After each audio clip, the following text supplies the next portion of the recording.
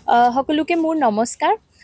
আপুনি ইতিমধ্যে গম পায় যে কালি 4th মে আমাৰ যে লেজিসলেটিভ এছেম্বলি ইলেকশ্যনছ তামুলপুৰ আৰু গড়েশ্বৰৰ কাৰণে ইয়াতে হৈছিলে তামুলপুৰ জিলাত তাৰ কাউণ্টিংটো হ'ব।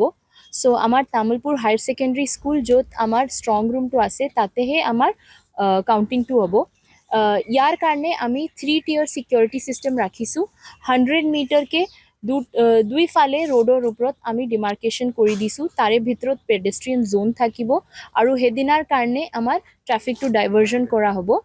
তাৰপিছত নেক্সট লেয়াৰ ছিকিউৰিটি আমাৰ যে স্কুল আছে তাৰ বাউণ্ডেৰী গেটত মানে ছিকিউৰিটি ফ'ৰ্চ থাকিব আৰু লাষ্ট ছিকিউৰিটি কৰ্ডন যোনটো আমি কওঁ সেইটো চেণ্ট্ৰেল আৰ্ম পুলিচ ফ'ৰ্চ থাকে, তেওঁ আমাৰ ভিতৰতে থাকিব, কাউণ্টিং হল জাষ্ট বাহিৰত।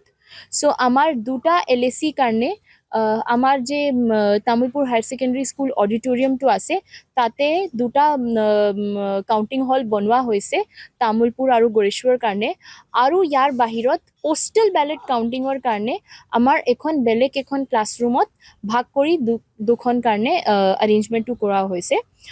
প্ৰত্যেক কাউণ্টিং হলত আমাৰ 14টা টেবুল থাকিব আৰু তামুলপুৰৰ যিহেতু 250টা পলিং ষ্টেচন আছে তাৰ কাৰণে 18টা ৰাউণ্ড হ'ব আৰু গড়েশ্বৰৰ যিহেতু 232টা পলিং ষ্টেচন আছে তাতে আমাৰ 17টা ৰাউণ্ড হ'ব।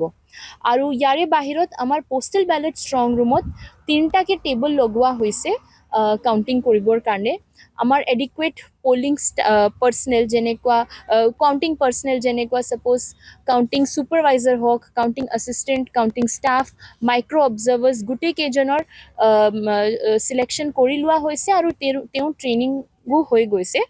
তেওঁৰ লাষ্ট ৰেণ্ডমাইজেশ্যনটো কালি ৰাতিপুৱা মৰ্ণিং 6টা বজাতে হ'ব আৰু তাৰ পিছতহে তেওঁ গম পাব যে কোনটো টেবুলত তেওঁৰ ডিউটিটো পৰা হৈছে। এইটো ECIৰ যে গাইডলাইনছ আছে ৰেণ্ডমাইজ কৰি পলিং আৰু কাউণ্টিং পাৰ্চনেলকো চিলেকশ্যন কৰিব লাগে, সেইমতে আমি এই বস্তুটো ফ'ল' কৰিম। আৰু কালি মৰ্ণিং 7টা বজাত আমাৰ ষ্ট্ৰং ৰুম খুলি যাব আৰু তাৰ পৰা গোটেইকেইটা EVMs আহি পেলাই কাউণ্টিংটো আৰম্ভ হ'ব।